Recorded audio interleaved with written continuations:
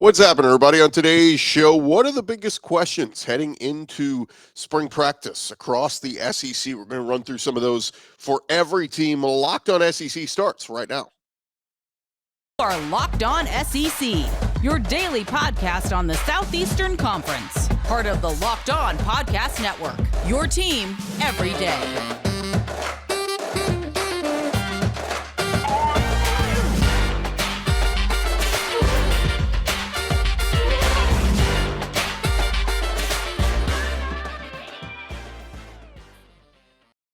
And what's happening, everybody? Welcome into Locked On SEC. It's great to have you guys along. With LinkedIn Jobs, you can find qualified candidates more efficiently by matching open roles with people who have the skills, values, and experiences to help you achieve your goals this year. Post your job for free at linkedin.com/lockedoncollege.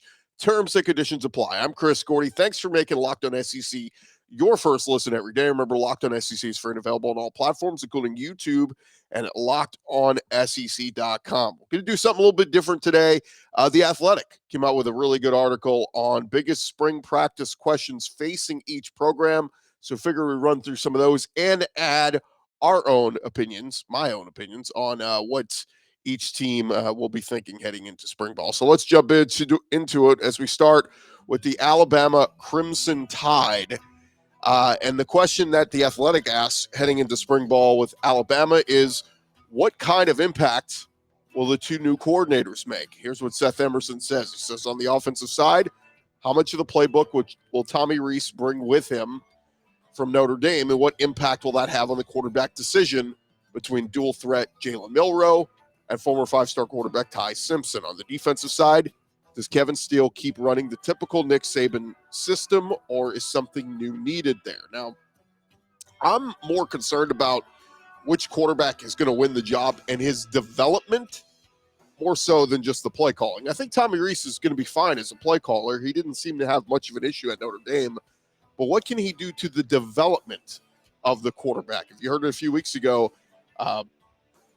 some people that we had on the show said that they think Ty Simpson is going to win this battle, beat out Jalen Milroe, and he'll be the quarterback for Alabama. What does his development look like with Tommy Rees as the OC? That is something we'll be watching throughout this spring as the quarterback battle. I don't think we'll get many answers on who will have the upper hand in the quarterback battle once spring ends, but certainly something to watch.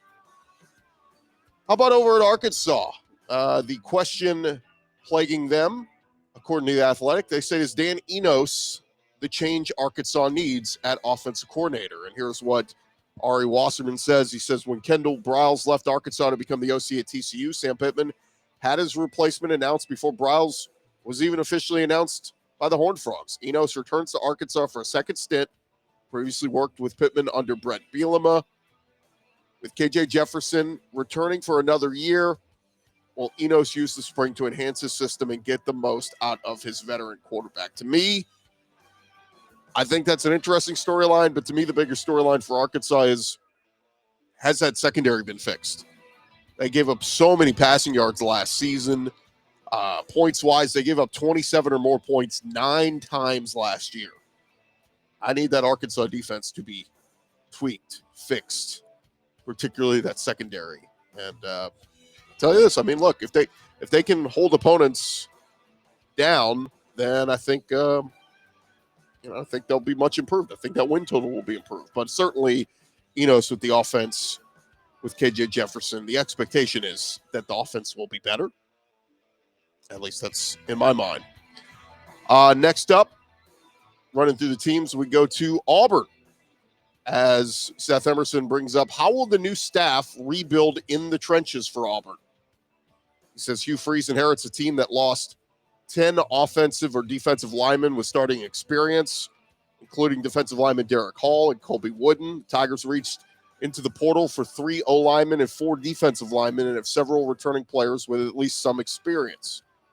I do agree. I mean, that is one of the biggest storylines for Auburn. But more importantly for me, why no true competition for Robbie Ashford?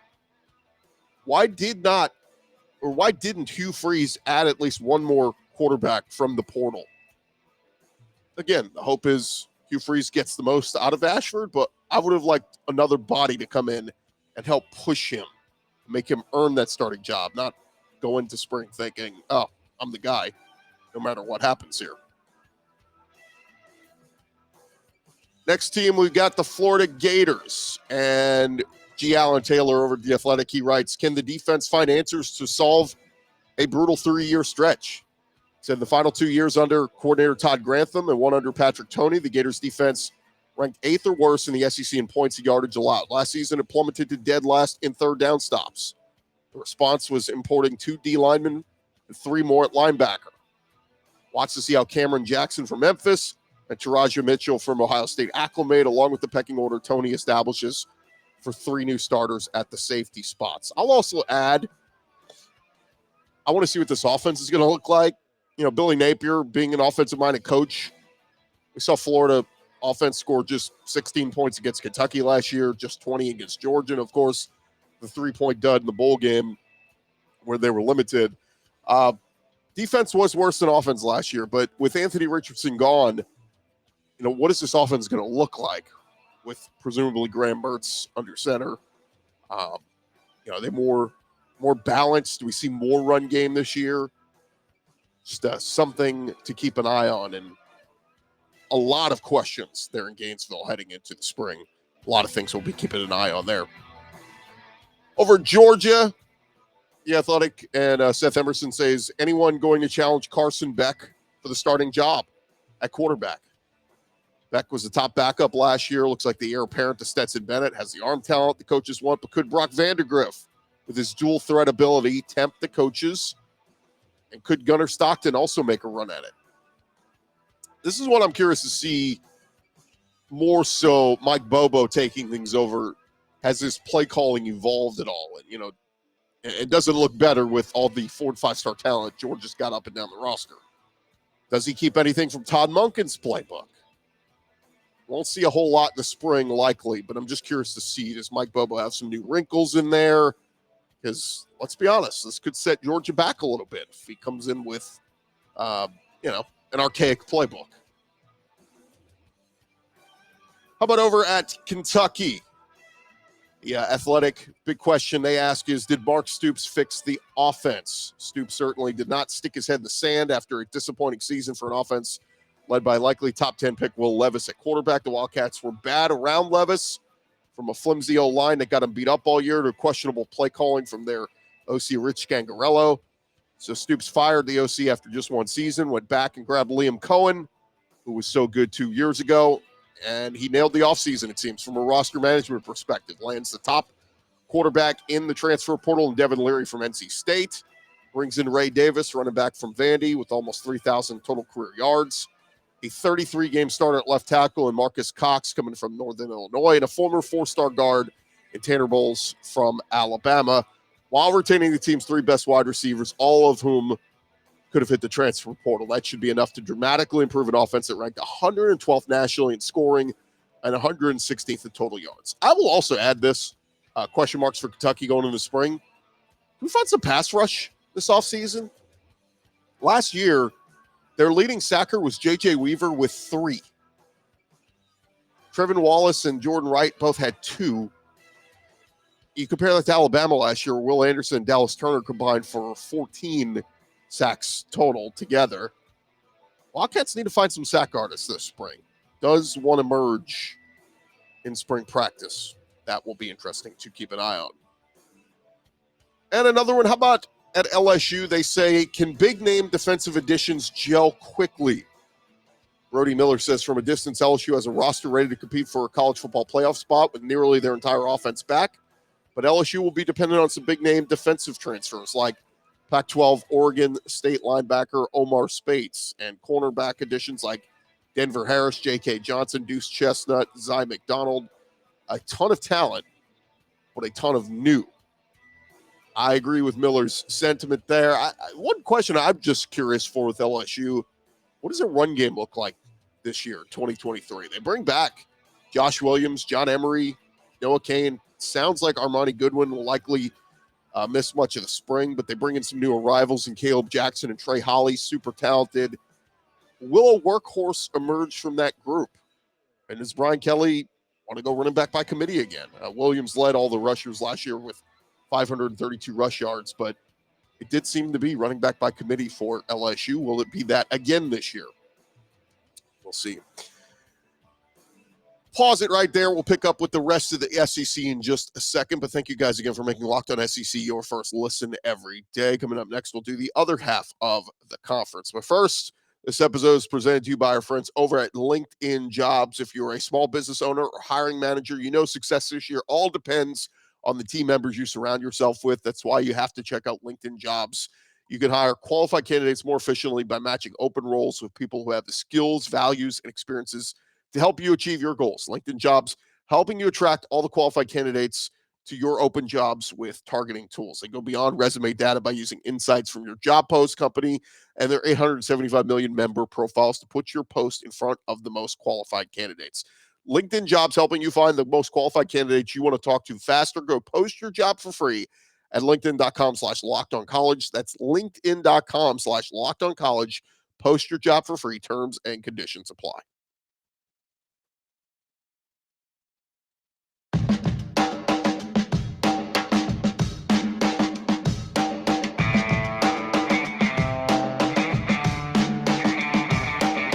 Continue on here, Locked On SEC, and again, I want to give proper credit. If you have not checked out this article on The Athletic, I encourage you to go do so.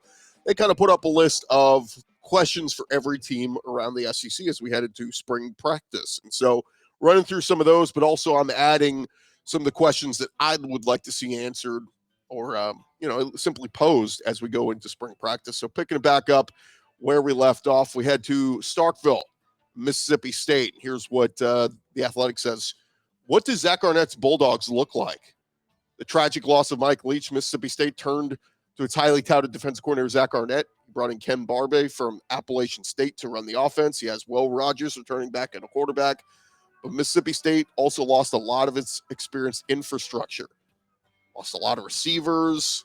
Lost a lot of pieces on the defense. That's the biggest question to me. I mean, we've seen Will Rogers get better year by year. Heading into his fourth year now at Mississippi State, got better and better in that Mike Leach system. But is it still the Mike Leach system? Or is it a completely different offense? We're going to find out here, and we'll see some wrinkles throughout the spring. But I could easily see the tide turning there at Mississippi State, where they become a more defensive-minded team than offense. We saw a little bit of that in the bowl game. But to me, is this, Will Rogers, does he take a step back production-wise here in his last year in Starkville? We will find out. One of those things to keep an eye on as we head into spring ball. Another one heading over to Columbia. As Eli Drinkwitz, the big question posed for him, will the Sam Horn, Jake Garcia quarterback battle make Brady Cook the odd man out? The Athletic writes, Eli Drinkwitz needs a playmaker to emerge after back-to-back years of his quarterbacks ranking 80th and 83rd in passing efficiency. Now that shoulder surgery has sidelined Brady Cook, spring reps will be split by former blue-chip recruits. Sam Horn appeared in one game as a redshirt, and Jake Garcia, he was the number 48 prospect 2 years ago, transfers in from Miami. He escaped one of the ACC's worst offenses. Both have the ability to stretch the field more than Cook, who relied on rugged running to move the chains. Watch to see which quarterback syncs up more smoothly with receivers Luther Burden and Theo Weiss. That is certainly a storyline to keep an eye on with Mizzou, with Brady Cook having offseason surgery, and so he will be out for the spring. And again, what if, let's say Jake Garcia comes in and performs very well? Does he supplant Brady Cook? Does he get Wally pipped? Hey, man, sorry you were out, but I came in and ran the offense more efficiently. It's a good problem to have for Coach Drinkwitz. But, again, going to see which one of these guys can step up and maybe run the offense more efficiently than Brady Cook. Speaking of quarterbacks, big question for the Ole Miss Rebels, as the Athletic writes, what happens with this crowded quarterback room?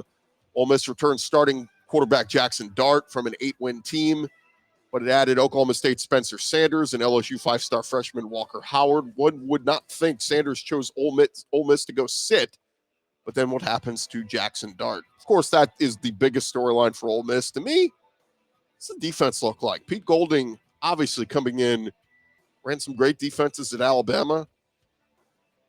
Alabama fans ran him out of town. Ole Miss fans opening their arms. Please come to Oxford. Please help us turn this defense around. They looked promising at the start of last year, and then the defense kind of unwound as the season went along. If Pete Golding can find some playmakers on that defense this spring, something to keep an eye on for the Rebels, where, again, if they can get some big stops and make some big plays defensively next year, that'll only help that Lane Kiffin offense and whoever the quarterback is for Ole Miss.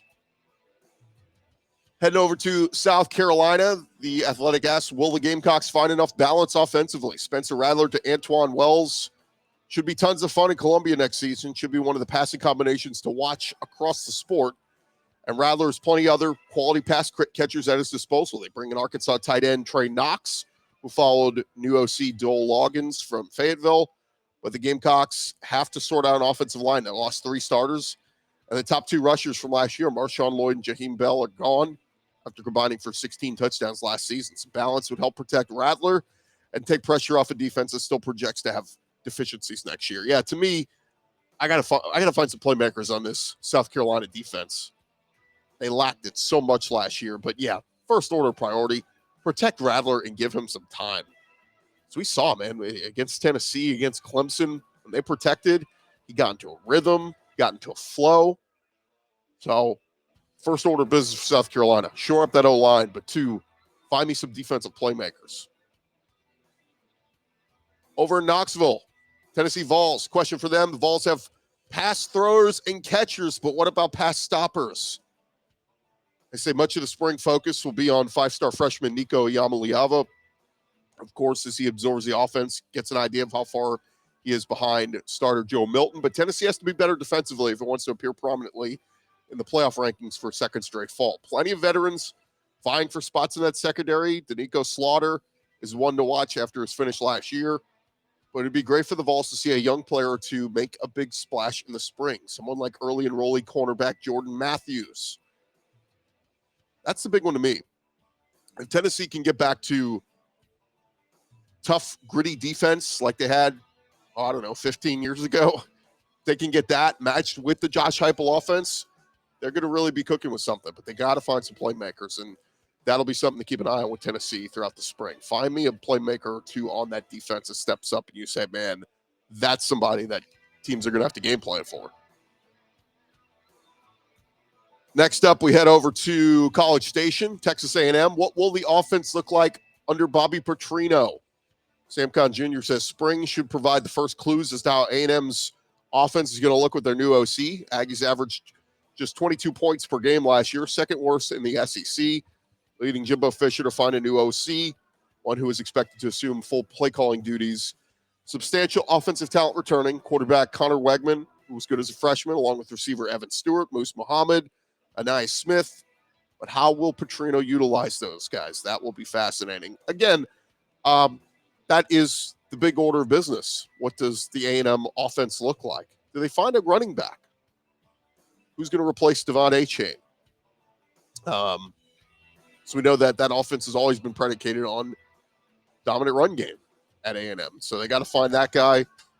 And then defense. Got all those 4- and 5-star studs on the D-line.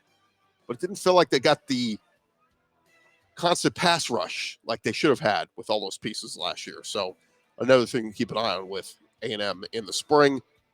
And then lastly, rounding things out, we go to Vanderbilt as Clark Lee. Question for him. What does continuity mean for the Commodores in 2023? The Athletic writes, Vanderbilt is circulating a graphic titled with a favorite Clark Lee phrase, developmental program, and touting itself as the SEC's least active program in the transfer portal. Per the graphic, Vanderbilt had 1 transfer add and 8 losses in the offseason. Per program sources, running back Ray Davis was the only unexpected loss. This team will look much the same this year after winning a surprising 5 games last year. A positive improvement and development are strong. It would also be nice to see some young players push for roles in the spring. Yeah, I think Vandy's just got to keep grinding this thing out and developing talent. Clark Lee seems to be a pretty good coach when it comes to that. Some of that young talent they had last year, can they continue to develop them and take that next step it's tough, man. We know the schedule is absolutely brutal, but Clark Lee's raising expectations, at least from where they have been past couple of years at Vanderbilt. Crazy to say, 5 wins is an improvement, but it was at Vanderbilt. So we'll keep an eye on them once spring ball gets going here very soon. And thank you guys for making Locked On SEC your first listen every day. Coming up next, we're going to go around the conference, get you caught up on some notes from the weekend that was in basketball and a few other things. This episode is presented to you by our friends over at Built Bar. If you're looking for a delicious treat, but you don't want all the fat and calories, you got to go try a Built Bar. With Built, healthy is actually tasty. They are so delicious, you won't think they're good for you. And of course, what makes them so good? For starters, they're covered in 100% real chocolate. Real chocolate. They come in amazing flavors like the churro, peanut butter brownie, coconut almond. Only 130 calories, 4 grams of sugar, and a whopping 17 grams of protein packed in there. And now you can find them at your local Walmart or Sam's Club. Go check them out. You can go to their website right now and check out some of the great flavors at Built.com. Built.com is the website. Go try a Built Bar today and start feeling better about yourself.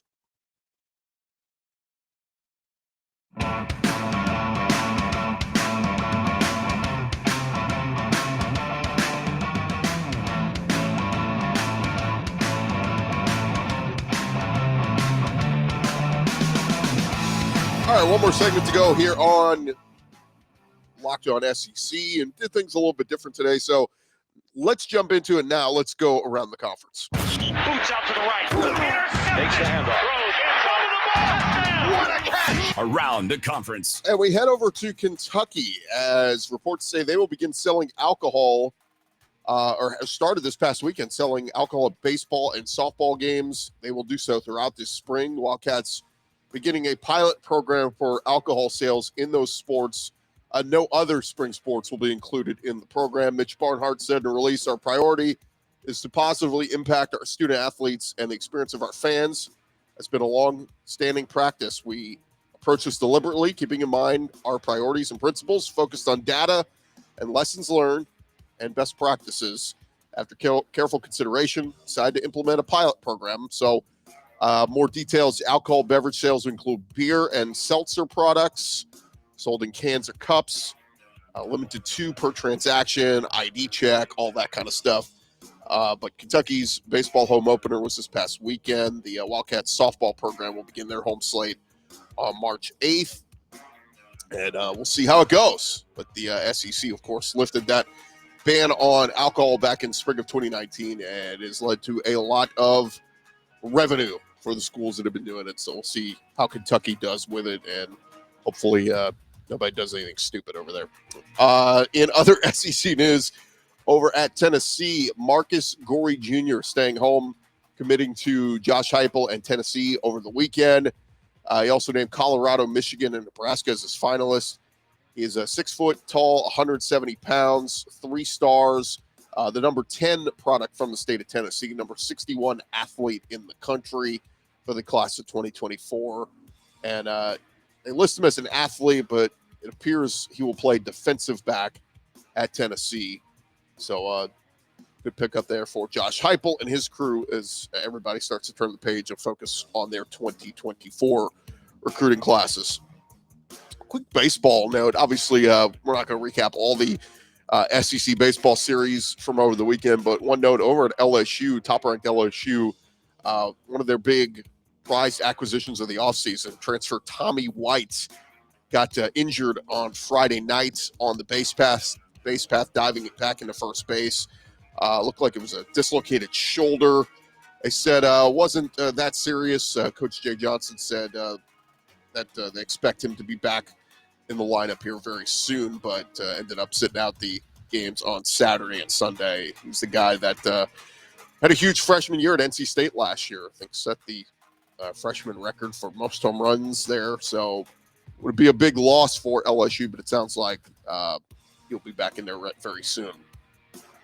Over on the basketball court, Joe Lunardi updated his bracketology following Saturday's slate of games. In his latest update, he mentioned Alabama, Tennessee, and Mississippi State in his last in and first out. So here's what he's got. He has Alabama as the number 1 overall seed after the Tide's blowout win over Georgia. He had Tennessee dropping to a 3 seed after their loss at Kentucky. And as for Mississippi State, he has the Bulldogs as one of the last 4 in following their win over Ole Miss. Mississippi State will play at Mizzou on Tuesday night. That's an important game for both of those teams. Tennessee travels to A&M to face the red-hot Aggies, who are in second place in the conference behind Bama. So Tennessee better bring their A game. And the Crimson Tide visits South Carolina on Wednesday night. Now, the Tide, man, they just continue to impress. Their latest blowout win. They have only lost 4 games this season after the two losses on the year. The Tide bounced back with wins of 40 points or more over conference opponents. According to ESPN, it's been more than 40 years since another Division I team did that twice in the same season. Alabama lost to Oklahoma back in January and bounced back with a 101-44 win over Vandy. Wednesday, Bama fell to Tennessee. So over the weekend, they beat Georgia 108-59. Very impressive. Chris Reynolds from the explaining on the March Madness bracket breakdown preview show, explaining why the Crimson Tide are number 1. He said the number 1 team is Alabama on the strength of 13 wins in Quad 1 and Quad 2. They have a very strong resume, and that win at Houston has put them over the top for us. Meanwhile, Kentucky, they are still fighting for their chance in, but that was a very nice win for them, 66-54 over the Vols, securing a season sweep for the Cats. After the game, John Calipari said, look, talking us out of the NCAA tournament doesn't work. You either play yourself in or you play yourself out. So people talking, oh, they're done. I just said, look, don't listen to any of that. We lead the nation in attendance, and our fans in that game helped us win that game. So all I'm saying is don't listen to all the garbage. And if you hear it, turn off your computer, and just have good thoughts about this team, because this team is trying to fight. So we'll see what happens with Kentucky if they end up finishing strong and getting into the tournament. And there you have it. That is the latest going on around the conference. Appreciate you guys for making Locked On SEC your first listen every day. Now you can make your second listen. Check out the Locked On College Basketball Podcast. Everything you need to know about college hoops all in one place. Hear from some big-name experts, insiders, coaches, and players. Locked On College Basketball, available on YouTube or wherever you get your podcasts. I'm Chris Gordy. This has been Locked On SEC. We will talk to you guys tomorrow right here on Locked On SEC.